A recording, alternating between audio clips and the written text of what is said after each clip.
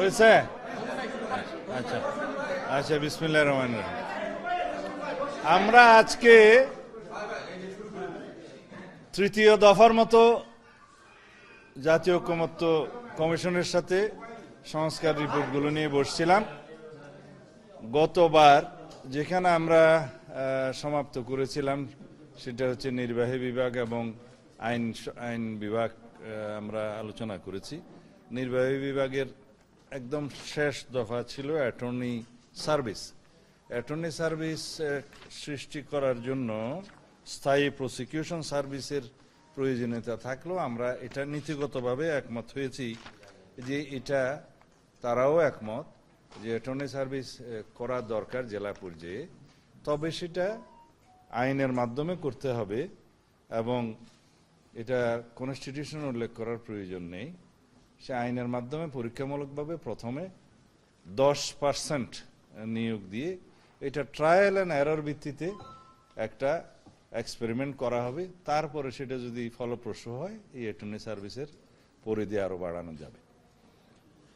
এটা ওনারাও মোটামুটি একমত। বিচার বিভাগ দিয়ে শুরু করি। আজকে যেটা আমরা শুরু করলাম, বিচার বিভাগের প্রথমে আসে সংবিধানের যে অংশটা বিচার বিভাগের, সেটা হচ্ছে আর্টিকেল 94 থেকে আর্টিকেল 117 পর্যন্ত।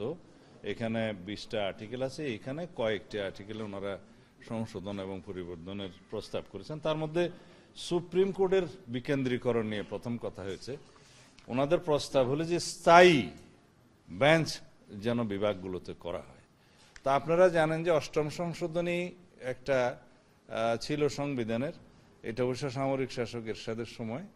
তখন সুপ্রিম কোর্টের বিকেন্দ্রীকরণের জন্য স্থায়ীভাবে যে বিধান আনা হয়েছিল কনস্টিটিউশনে, সেটা চ্যালেঞ্জ হয়ে পরে এটা অসাংবিধানিক ঘোষণা করা হয়। তো সুপ্রিম কোর্টের এটা স্থায়ী হাইকোর্ট বিভাগের স্থায়ী আসন সংবিধানের মৌলিক কাঠামোর সাথে যায় না এবং সাংঘর্ষিক, এবং একটা যেহেতু কনস্টিটিউশনের উপরে একটা জাজমেন্ট আছে তখনকার, এটা বাতিল করার জন্য। তা আমরা বলেছি যে সার্কিট বেঞ্চ স্থাপনের জন্য আর্টিকেল 100-এ প্রভিশন আছে যে এইটার উপরে যেন কম্পালশন একটা আনতে পারি আমরা জুডিশিয়ারিকে, যেন আমরা এখানে কনস্টিটিউশনে একটা প্রভিশন করতে পারি অথবা সাবসেকশন করতে পারি ওখানে, যাতে প্রতি বছর প্রয়োজনীয় সংখ্যক সার্কিট বেঞ্চ স্থাপনের জন্য এখানে একটা বাধ্যবাধকতা আরোপ করা যায়। তাতে একই ফাংশনটা করা যাবে। আর সুপ্রিম জুডিশিয়াল অ্যাপয়েন্টমেন্ট অথবা জুডিশিয়াল অ্যাপয়েন্টমেন্ট কমিশন নামে একটা কমিশন করার কথা ওনারা এখানে করেছেন। তা আমরা এটা নীতিগতভাবে একমত। বলেছি যে এটা সংসদে আলোচনা করতে হবে, কারণ সংবিধানে একটা নতুন প্রভিশন অ্যাড করা প্রয়োজন হবে, যাতে জাজেস, হাইকোর্ট সুপ্রিম কোর্টের জাজেস নিয়োগের ক্ষেত্রে কি কি বিধিবিধান কিভাবে করা সম্ভব ইত্যাদি আমরা বিস্তারিত এখানে আলাপ করছি না, সেটা আমরা নীতিগতভাবে একমত। তবে এটা একটা নতুন বিধান যুক্ত করতে হবে সংবিধানে। 95-এ আমরা বিচার বিভাগের স্বাধীনতা নিশ্চিত করার জন্য অঙ্গীকার আবদ্ধ, কিন্তু সবকিছু আমরা আইনানুগভাবে এবং সাংবিধানিকভাবে করতে চাই। আর হচ্ছে এটা আর্টিকেল 95(2)-তে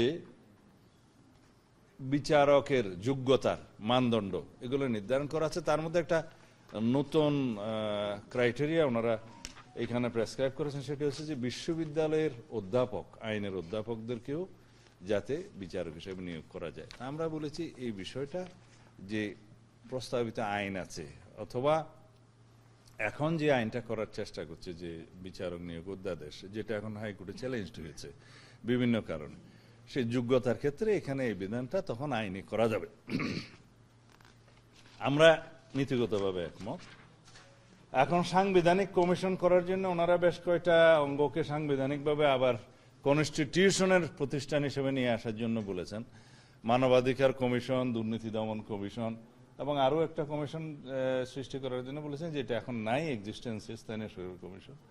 তা আমরা বলেছি প্রত্যেকটা কমিশনকে যদি সাংবিধানিকভাবে স্বীকৃতি দিয়ে সংবিধান অন্তর্ভুক্ত করা হয়, সেটা জটিলতার সৃষ্টি হবে। বিদ্যমান আইন দিয়ে যেভাবে পরিচালিত হচ্ছে সেই প্রতিষ্ঠানগুলো স্ট্যাটিউটরি অর্গান হিসেবে সেইভাবে থাকা উচিত। তারপরও আমরা বলেছি আমরা আরও আলোচনা করব, যদি এটা সাংবিধানিকভাবে আমরা যদি তাদেরকে স্বীকৃতি দিতে পারি সংবিধানে এনে। এরপরে জরুরি অবস্থা বিষয়ে কিছু প্রভিশন ওনারা করেছে, জরুরি অবস্থা জারি করবে, সেখানে ন্যাশনাল কনস্টিটিউশন কাউন্সিলের একটা ভূমিকা থাকবে। আমরা বলছি এখানে ন্যাশনাল কনস্টিটিউশন কাউন্সিলের ধারণার সাথে আমরা একমত নই। আর জরুরি অবস্থা জারির ক্ষেত্রে ওনারা প্রস্তাব করেছেন যাতে মৌলিক অধিকার সহ কিছু কিছু অধিকার যে নাগরিকদের স্থগিত থাকে সেগুলো স্থগিত রাখা যাবে না এবং আদালতে মামলা করতে পারবে। কিন্তু আমরা বলেছি যে জরুরি অবস্থা তখন জারি করতে হয়, সেটা সংসদ এবং শাসন বিভাগের মানে এক্সিকিউটিভের একটা ফাংশন থাকে এবং সেখানে কিছু কিছু অধিকার স্থগিত করতে হয়, তা না হলে জরুরি আইন জারির কোনো অর্থই থাকে না। সেই বিষয়ে ওনারা আরেকটু চিন্তা করবেন বলেছেন, আমাদেরকে জানাবেন। আর প্রজাতন্ত্রের নাগরিকতন্ত্রের সম্পত্তি, এটা তো আসলে হবে প্রজাতন্ত্রের সম্পত্তি, এগুলা রাষ্ট্রের কি কি সম্পদ থাকবে সেটা বর্তমান বিধানে যেভাবে আছে সেইভাবে ওনারা সন্তুষ্ট নয়। এটাকে আরও স্পেসিফাইড করতে চান যে রাষ্ট্রের যেমন গভীর সমুদ্রে প্রযোজ্য অধিকারসমূহ, খনিজ সম্পদ, মূল্যবান সামগ্রী এবং blue economy, exclusive economic zone, এগুলো রিডিফাইন করতে চান। তা আমরা বলেছি এটা আমরা একমত, তবে বিশেষজ্ঞ পর্যায়ে আরো একটু আলোচনা করে যাতে কোনো কিছু বাদ না যায়, আবার অনেক কিছু যেন আমরা অতিরিক্ত ইনক্লুড না করি রাষ্ট্র সম্পত্তি, সেটা পরীক্ষা করতে হবে, আমরা একমত। একইভাবে 143(2) এটাও প্রজাতন্ত্রের সম্পত্তি সম্পর্কিত। এটা আমরা বলেছি যে এখন যে বিধান আছে ওখানে সাফিসিয়েন্টলি ডিফাইন করা আছে, এটা নতুন করে আর প্রস্তাব করার দরকার নেই। আর আন্তর্জাতিক চুক্তির ক্ষেত্রে আমরা বিগত দিনে আপনাদের সাথে আলোচনা হয়েছে, এখানে আবার সেটা রিপিট করা হয়েছে জুডিশিয়ারির ক্ষেত্রে। এখানে কেন আসলো সেটা আমরা আমাদের বোধগম্য নয়, কারণ অলরেডি আর্টিকেল 145 ক এটা আন্তর্জাতিক চুক্তির ক্ষেত্রে কি কি বিধান প্রযোজ্য পার্লামেন্টে উত্থাপনের ক্ষেত্রে, রাষ্ট্রপতিকে জানানোর ক্ষেত্রে এবং সামরিক প্রতিরক্ষামূলক যে চুক্তিগুলো সেটা ক্লোজ সেশনে উত্থাপনের ক্ষেত্রে বলা আছে স্পেসিফিক। তো সেই জন্য আমরা বলছি এটাও প্রয়োজনীয়, এটা অলরেডি আছে। আর রাষ্ট্রের সংজ্ঞার মধ্য থেকে বর্তমানে যে আর্টিকেল 152-তে যে সমস্ত সংজ্ঞার আর্টিকেলটা আছে সেখানে রাষ্ট্র বলতে সংসদ এবং এক্সিকিউটিভ আর স্ট্যাটিউটরি যে প্রতিষ্ঠানগুলো আছে আর কি, সংবিধিবদ্ধ প্রতিষ্ঠান, এগুলোকে রাষ্ট্র বলা হয়। কিন্তু ওনারা রাষ্ট্রের সংজ্ঞার মধ্যে বিচার বিভাগকে ইনক্লুড করতে চান। তা আমরা ওনাদেরকে বুঝিয়েছি যে আসলে Republic includes everything, all the organs of the state, judiciary, executive, legislature সহ সকল কিছু। কিন্তু রাষ্ট্র বলতে এখানে রাষ্ট্রের সংজ্ঞা পৃথিবীর বিভিন্ন জায়গার ইনস্ট্যান্স আমরা টেনে দিয়েছি। এই জন্যই রাষ্ট্রের সংজ্ঞার মধ্যে জুডিশিয়ারিকে রাখে নাই, বিকজ সমস্ত মামলাগুলো আপনারা দেখবেন হয় রাষ্ট্র বনাম অথবা রাষ্ট্র আরেকজনকে সু করে, সুড এবং ক্যান বি সুড কথাটা লেখা আছে। তো এখানে যদি রাষ্ট্র নিজে বিচার বিভাগ হয় তাহলে এখানে কনফ্লিক্ট অফ ইন্টারেস্ট হবে, রাষ্ট্র বনাম জুডিশিয়ারি হয়ে যাবে তখন, অথবা জুডিশিয়ারি বনাম জুডিশিয়ারি হয়ে যাবে। সেই জন্য এটা একটা আইডিয়া আছে, রাষ্ট্রবিজ্ঞানে আরও অনেক বিতর্ক আছে, তো এটা ওনারাও চিন্তা করবেন। তো এটা দিয়ে রাষ্ট্রের তেমন কোনো বেশ কিছু পরিবর্তন হবে এমন কিছু নয়। তো সুতরাং সংজ্ঞার ক্ষেত্রে আমরা এখনো ওনাদের সাথে আলোচনা করেছি, ওনারা আলোচনা করবেন, দেখবেন। এই হচ্ছে সংবিধান সম্পর্কিত আমাদের। আমার কাগজটা দাও, কোনটা? ওইখানে আছে, এটা ধরো। আমি আপনাদের সুবিধার্থে কালকে কিছু হোমওয়ার্ক করে কিছু জিনিস, কোনটা আপনারা হয়তো প্রায় সময় জিজ্ঞেস করেন যে কতগুলো একমত হলেন, কতগুলো একমত হলেন না। আসলে কোন কোন বিষয়ে একমত হয়েছে সেই সমস্ত বিষয়ে অনেক, আপনারা যদি জিজ্ঞেস করতেন যে কি কি বিষয়ে দ্বিমত হয়েছেন সেটা সুবিধা হতো, কারণ আমরা অধিকাংশ ক্ষেত্রে একমত হয়েছি। এখন কিছু কিছু বিষয় আছে যে আরো বিচার বিশ্লেষণ করতে হবে। যেমন আমি প্রথম থেকে বলি, বেশি সময় নিতে পারবো না আজকে। যেমন প্রিয়াম্বলের ক্ষেত্রে সংবিধান যেহেতু আজকে এখন ক্লোজ করতেছি, এরপরে অন্য বিষয় নিয়ে আমরা শুরু করব। প্রিয়াম্বলের ক্ষেত্রে আমরা বলেছি পঞ্চম সংশোধনীতে যা গৃহীত হয়েছে তা, অর্থাৎ পঞ্চদশ সংশোধনীর পূর্বে। তো ওনারা এখনো আমাদেরকে সেটা ফিডব্যাক দেননি। এবং এখানে ওনারা যে বলেছেন যে সাম্য মানবিক মর্যাদা ও সামাজিক সুবিচার ইনক্লুড করা যায় কিনা, বলছি খুবই যায়, এটা আমরা নেব এখানে। আর প্রজাতন্ত্রের ভাগে রাষ্ট্রের নাম পরিবর্তনের ক্ষেত্রে নাগরিকতন্ত্র জনগণতন্ত্রী বাংলাদেশ, সেটা ওনারা বলছেন যে এটা আমাদের কোনো স্ট্রং পজিশন না, সেটা আমরাও মনে করি। আর অন্যান্য বিষয়ে দেখেন রাষ্ট্রধর্ম, ভাষা, প্রতিকৃতি প্রদর্শন, নাগরিকত্ব, সংবিধানের এই যে 7 ক এবং খ বিলুপ্তি, এটা অলরেডি ভার্ডিক্টে আছে, 15th অ্যামেন্ডমেন্টের বিলুপ্ত হয়ে গেছে। এগুলোর বিষয়ে সংস্কার কমিশনের প্রস্তাবের সাথে আমরা সম্পূর্ণ একমত। তাহলে এখানে 4, 5টা 6টা হয়ে গেল না?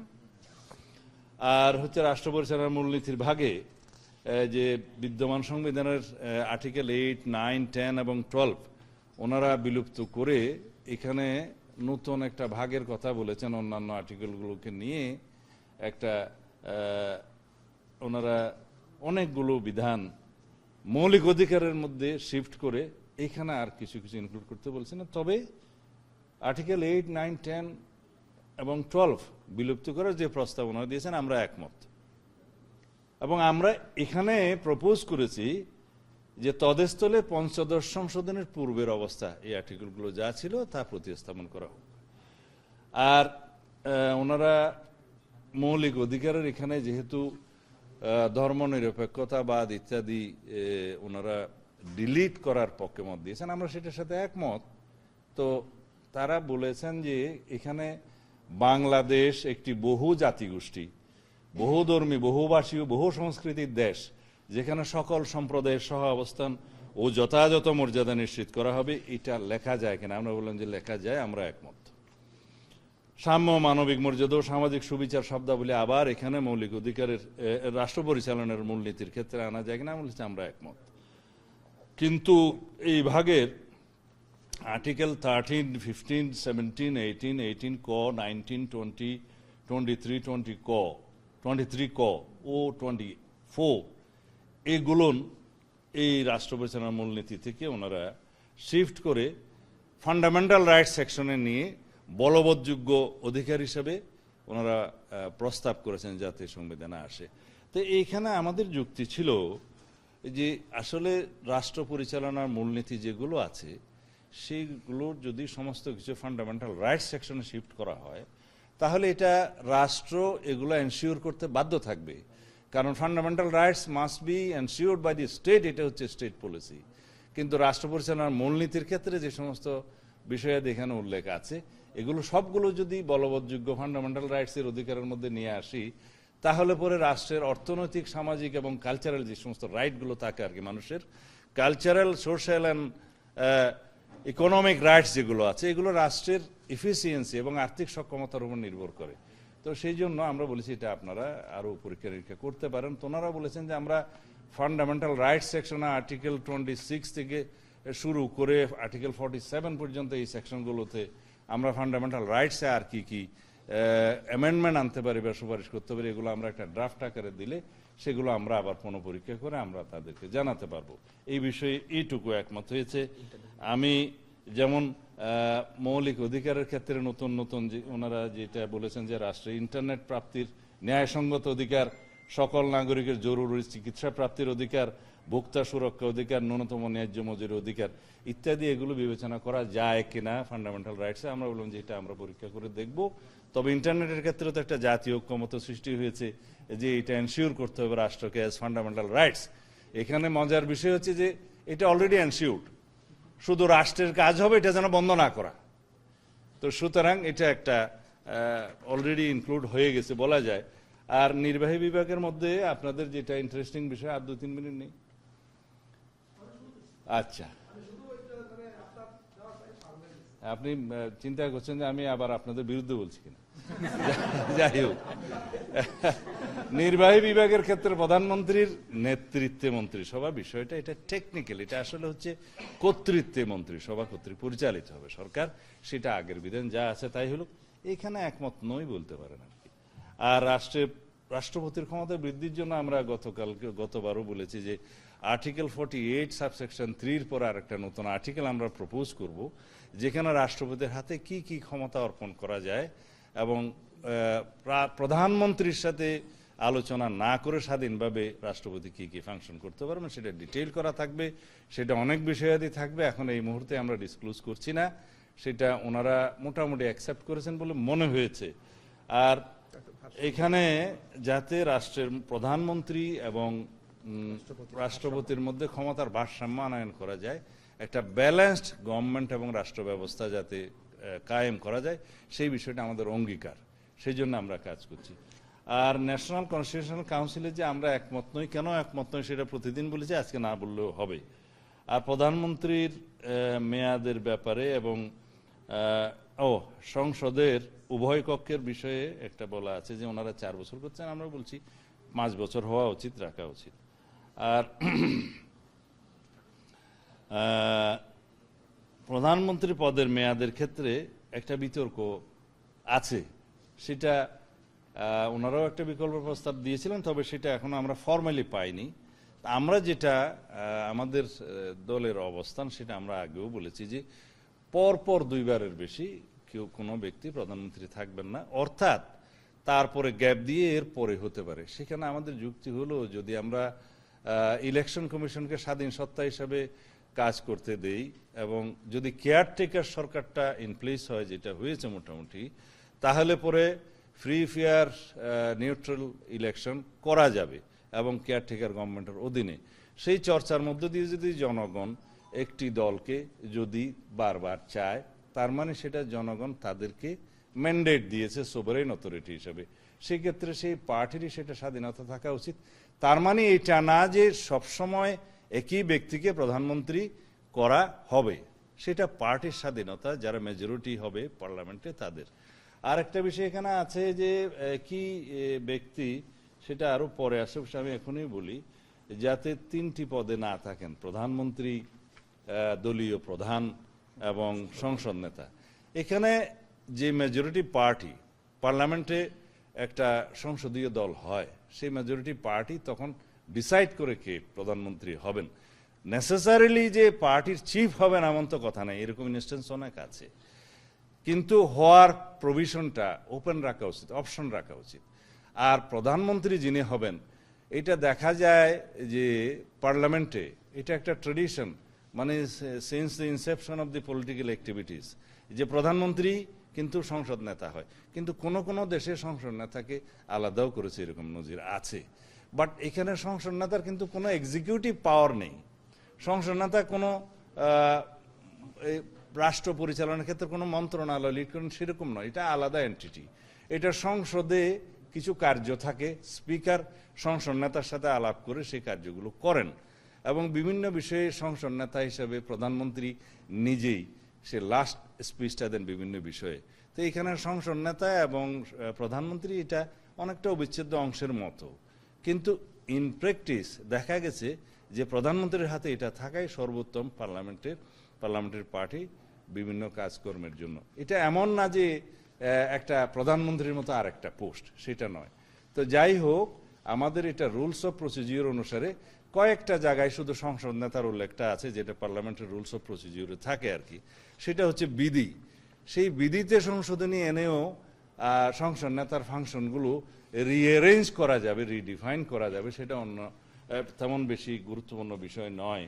তবে এখানে অন্যান্য বিষয়গুলো আপনাদের সাথে আলোচনা হয়েছে, যেমন আমরা উপদেষ্টা মণ্ডলীর সদস্য 14 জন একমত, উপদেষ্টা পরিষদের কার্যাবলীর ক্ষেত্রে যে রুটিন ওয়ার্ক করবে সে বিষয়ে একমত, প্রধান উপদেষ্টা পদত্যাগ করলে যে পরে উপদেষ্টা মণ্ডলীর সদস্য থেকে একজনকে নির্বাচিত করা হবে, মনোনীত করা হবে, সেটা একমত।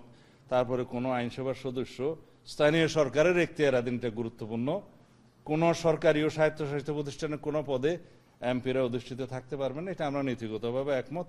তবে এটা পার্লামেন্টে আলোচনার একটু দাবি রাখে। আর স্থানীয় সরকার প্রতিষ্ঠানগুলো লোকাল গভর্নমেন্ট ইনস্টিটিউট বলে আর কি, জেলা সমন্বয় কাউন্সিল প্রতিষ্ঠার ক্ষেত্রে একমত, এবং তবে এটা আইন প্রণয়নের মাধ্যমে করা হবে সেটা আমরা বলছি। স্থানীয় সরকারের কোন নির্বাচনে দলীয়, মানে যেটা রাজনৈতিক দলের জন্য সংরক্ষিত যে প্রতীক থাকে, সেই প্রতীকটা বরাদ্দ করা হবে না, এই বিষয়ে আমরা সম্পূর্ণ একমত। স্থানীয় সরকার, এটা আমাদের দাবি, স্থানীয় সরকার প্রতিষ্ঠানের যে 4টা স্তর এখানে ওনারা উল্লেখ করেছেন, ইউনিয়ন পরিষদ, উপজেলা পৌরসভা এবং সিটি কর্পোরেশন, এই বিষয়ে আমরা একমত। এখানে আপনি বলতে পারেন জেলা পরিষদ কোথায় গেল, সেটা পরে দেখা যাবে। ওনারা চারটে স্তর করেছেন, আমরা সেটার মধ্যে একমত, 4টা স্তর। তারপর প্রতিরক্ষা কর্ম বিভাগে আর্টিকেল 61 এবং 63-তে ওনারা কিছু সুপারিশ করেছে, এটা আমরা দেখেছি যে এক্স্যাক্টলি এগুলা বর্তমানে বিধৃত আছে সংবিধানে। এটা সশস্ত্র বাহিনীর অধিনায়কত্বের বিষয় আছে রাষ্ট্রপতি, তো এগুলো পুনরায় উল্লেখ করার প্রয়োজন নেই।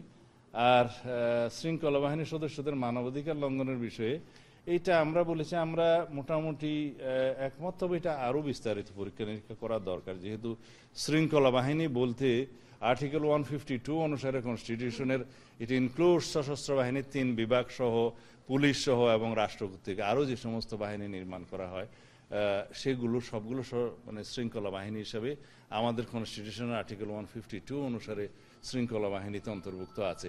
সুতরাং ঢালাওভাবে আমরা শৃঙ্খলা বাহিনীর ক্ষেত্রে যদি একটা এখানে প্রভিশন রাখি, হঠাৎ করে সেটা একটু ইমব্যালেন্সড হয়ে যেতে পারে, সেই জন্য আরো এটা পরীক্ষা নিরীক্ষা করার দরকার। একটা জিনিস ঐক্যমতে আসা যায়, কিন্তু রাষ্ট্রের বিষয়, এটা সংবিধানের বিষয়, রাষ্ট্র পরিচালনার বিষয়, সেটা গভীরভাবে চিন্তা করে সেই জিনিসগুলো সংবিধানে আনতে হবে।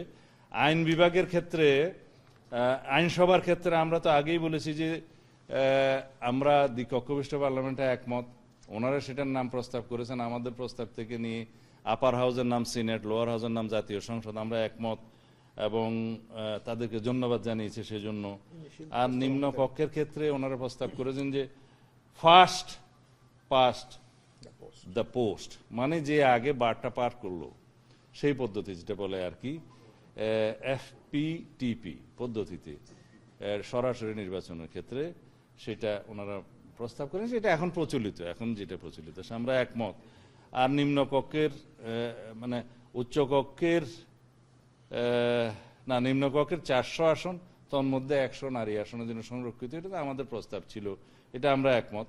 তবে নারী সংরক্ষিত আসনগুলোর নির্বাচন পদ্ধতি নিয়ে আমাদের মধ্যে ভিন্ন মত আছে।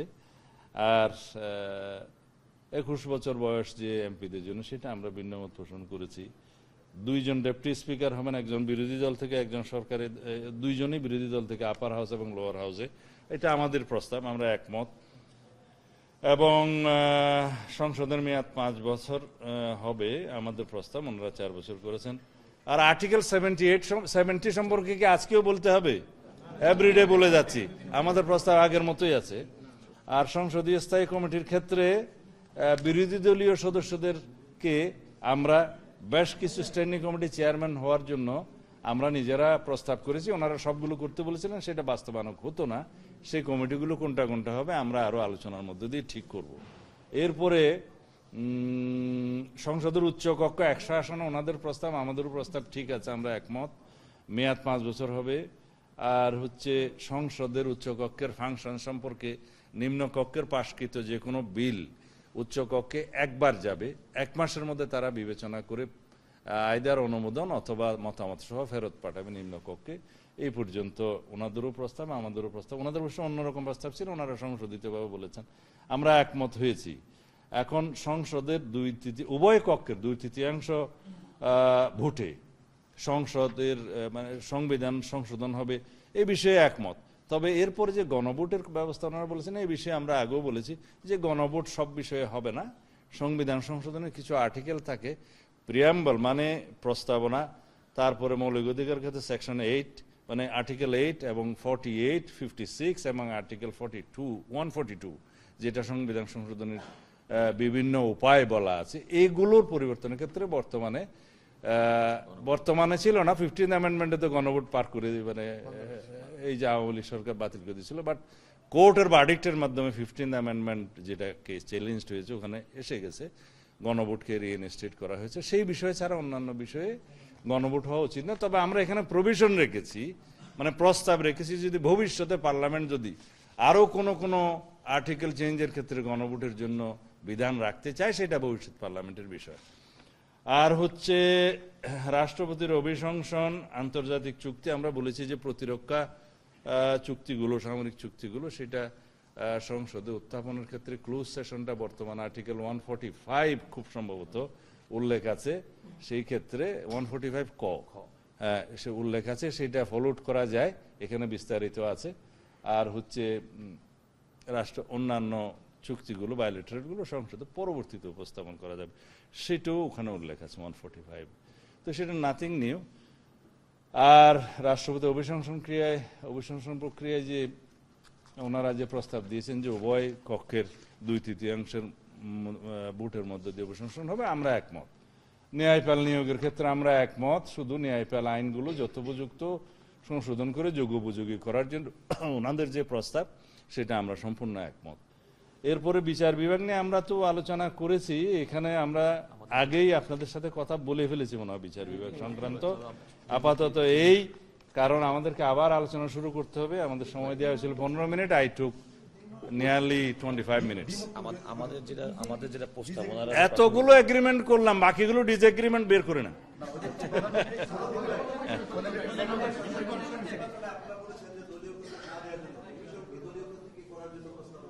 কে? স্থানীয় সরকার না, এটা স্থানীয় সরকারের প্রস্তাব, এটা আমাদের আগের দাবি ছিল। তো স্থানীয় সরকারের কোন নির্বাচনে রাজনৈতিক দলের যে সংরক্ষিত প্রতীক সেটা দেয়া যাবে না।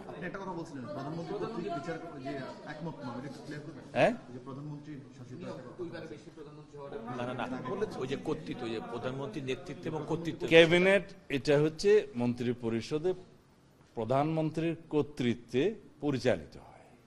এখন ওনারা বলছিলেন যে কালেকটিভলি প্রধানমন্ত্রীর নেতৃত্বে মন্ত্রিসভা কর্তৃক পরিচালিত হবে, তাহলে এখানে প্রধানমন্ত্রীর কর্তৃত্বটা থাকে না। আমরা বলছি এটা বর্তমান প্রভিশন যেটা আছে, প্রধানমন্ত্রীর কর্তৃত্ব শব্দটা থাকা উচিত।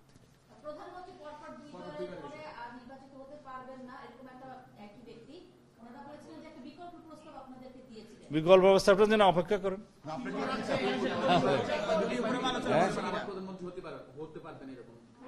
না, আমাদের প্রস্তাবটাতে আমরা ওই জায়গায় আছি, সেটার মানে হচ্ছে এরকম যে 2 কনসিকিউটিভ টার্মস এর বেশি হতে পারবেন না, তার মানে একাধিক্রমে 3 বার হতে পারবেন না, অর্থাৎ 2 বার হওয়ার পরে তারপরে গ্যাপ হবে, এরপরে যদি চাই।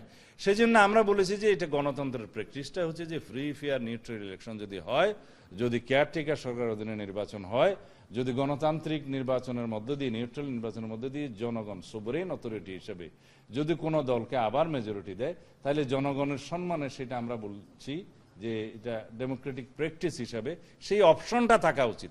নেসেসারিলি একই ব্যক্তি হবেন সেটা কেন ধরে নিচ্ছেন? সেটা বিকল্প প্রস্তাবটা ওনারা আমাদেরকে এখনো ফর্মালি দেয় নাই, ফর্মালি দিলে জানবো। না না, আমরা শুনেছি 70 অনুচ্ছেদের বিষয়ে অধিকাংশ দল আস্থা ভোট এবং অর্থ বিল এই 2 বিষয়ে ছাড় দিতে রাজি আছে, কিন্তু আমরা এর সাথে যুক্ত করেছি সংবিধান সংশোধন এবং জাতীয় নিরাপত্তা। এই 4টা না জানায়নি, এই 4টা, ওইটা জাতীয় ঐক্যমত্য হলে তখন দেখা যাবে। এই 4টা বিষয়ে বাদে বাকি সমস্ত বিষয়ে এমপিদেরকে স্বাধীনভাবে আলোচনা। ওনাদের প্রস্তাব ছিল সিনিয়র মোস্ট যেন পরবর্তী, মানে অ্যাপিলেট ডিভিশনের সিনিয়র মোস্ট যেন চিফ জাস্টিস হন।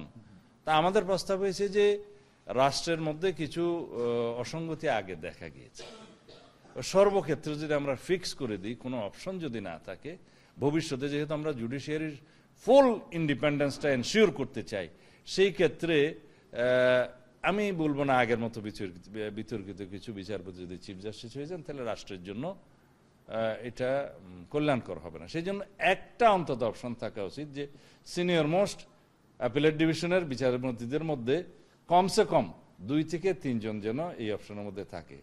তো সেই জায়গাটা এখনো গৃহীত হয় না, সেটা আলোচনা চলছে।